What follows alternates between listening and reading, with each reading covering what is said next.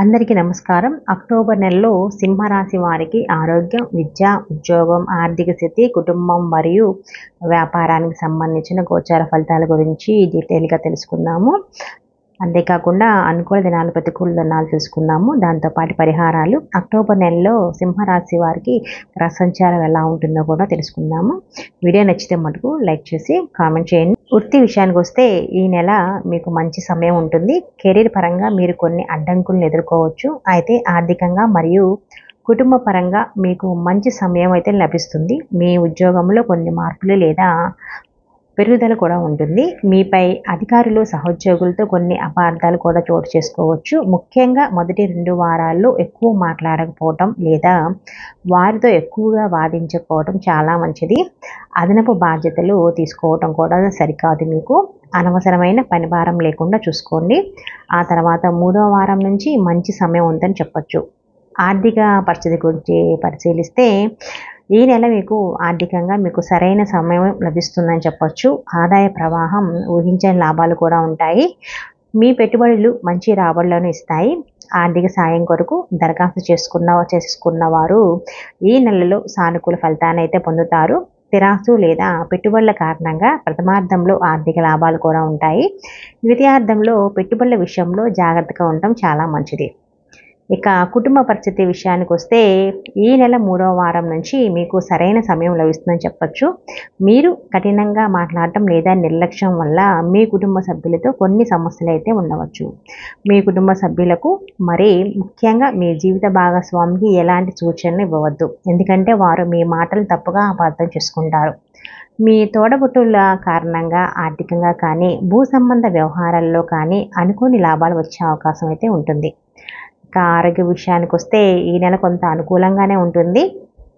ప్రధాన ఆరోగ్య సమస్యలు ఏమీ కనపడట్లేదు, కానీ గ్యాస్ట్రిక్ సమస్యలు లాంటివి ఉంటాయి. మరియు పని ఒత్తిడి కారణంగా వెన్నునొప్పి కూడా వచ్చే అవకాశం ఉంది. ద్వితీయార్థంలో రక్తము లేదా ఎముకలకు సంబంధించిన ఆరోగ్య సమస్యలు ఇబ్బంది పెట్టే అవకాశం ఉంటుంది. కొంచెం ఆరోగ్య విషయం జాగ్రత్తగా చూసుకోండి. ఇక వ్యాపార విషయానికి వస్తే వ్యాపారంలో ఉన్న వారికి క్రమం తప్పకుండా వ్యాపారం ఉంటుంది. చేపట్టిన ప్రతి పనిలో ఆలస్యం జరుగుతుంది. ఆర్థికంగా మీకు మంచి సమయం అయితే ఉంటుంది, ఎందుకంటే మీ ఆదాయ ప్రవాహం కొనసాగుతుందన్నమాట. ఈ నెల కొత్త భాగస్వామ్య ఒప్పందాలకు అనుకూలం కాదండి. కొత్తగా వ్యాపారం ప్రారంభించాలనుకునేవారు ఈ నెల ద్వితీయార్థంలో వ్యాపారం ప్రారంభిస్తే చాలా మంచిది. ఇక విద్యార్థుల విషయానికి వస్తే మంచి సమయం అని చెప్పొచ్చు. చదువు పట్ల ఆసక్తి పెరుగుతుంది. వీరు తమ సబ్జెక్టుల్లో ఆశించిన ఫలితాలను పొందుతారు. కొన్నిసార్లు వారు అశాంతి మరియు ఆందోళనను అనుభూతి కూడా చెందుతారు. అయితే మొత్తం నెల వారికి మంచిదే.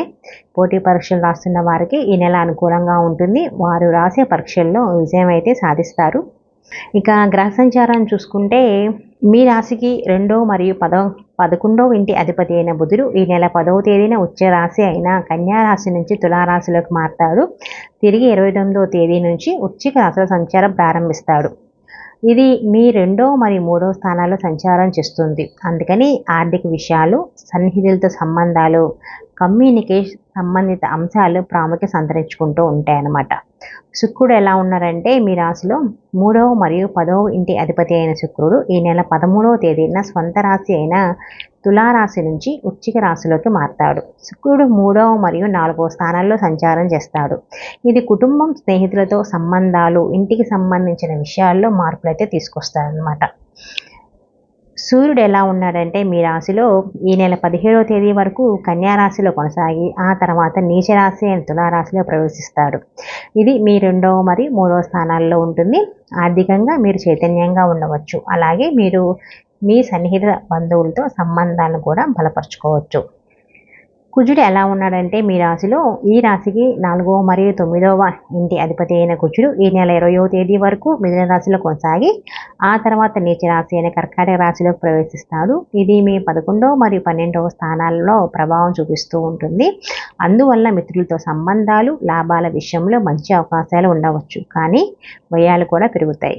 కొంత ఒత్తిడి లేదా ఆందోళన కూడా ఎదురవుతూ ఉంటుందన్నమాట. గురుడు ఎలా ఉన్నాడు అంటే మీ రాశిలో 5వ మరియు 8వ అధిపతి అయిన గురువు సంచారం ఈ నెల మొత్తం వృషభ రాశిలో 10వ స్థానంలో ఉంటుంది. వృత్తి సంబంధిత విషయాల్లో మీరు పురోగతి సాధించవచ్చు. కొత్త అవకాశాలు వస్తాయి మీకు. అలాగే మీ పదవిలో ప్రమోషన్ పొందే అవకాశం కూడా ఉంటుంది.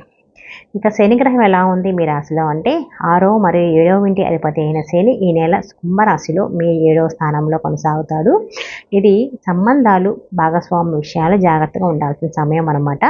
వివాహం లేదా భాగస్వామ్య వ్యాపారాల్లో కొంత ఒత్తిడి లేదా జాగ్రత్త అవసరం మీకు. ఇక రాహు మీ రాశిలో ఎలా ఉన్నాడు అంటే 8వ స్థానంలో కొనసాగుతాడండి. ఇది రహస్యాలు మరియు మార్పులు, ఆంతరంగిక విషయాలు ప్రభావితం కావచ్చు అనమాట. మీరు జాగ్రత్తగా ఉండాల్సిన సమయం అని చెప్తుంది ఈ నెల. ఇక కేతువు ఎలా ఉన్నాడంటే మీ రాశిలో 2వ స్థానంలో కన్యా రాశిలో కొనసాగుతాడు. అందువలన ఆర్థిక విషయంలో జాగ్రత్తగా ఉండే సమయం. మీరు ఖర్చులు, పెట్టుబడుల విషయంలో అధిక జాగ్రత్త చాలా అవసరం అన్నమాట. ఇక మీకు అనుకూలించే తేదీలు ఏంటి అంటే ఈ నెలలో 4, 12, 14, 20, 22, 27 అనుకూలించే తేదీలు. ప్రతికూల రోజులు 2, 7, 9, 16, 18, 24, 29 అనమాట. పరిహారాలు అంటే పెద్దగా ఏం లేవండి. మీరు ప్రతిరోజు ఇంటి నుంచి బయటకు వెళ్ళేటప్పుడు కంపల్సరీగా ఇంట్లో దీపారాధన చేసి బయటకు వెళ్ళండి. లేదా మీ ఇష్టదైవాన్ని తలుచుకోండి కంపల్సరీగా. ఇది మాత్రం కంపల్సరీ అనమాట.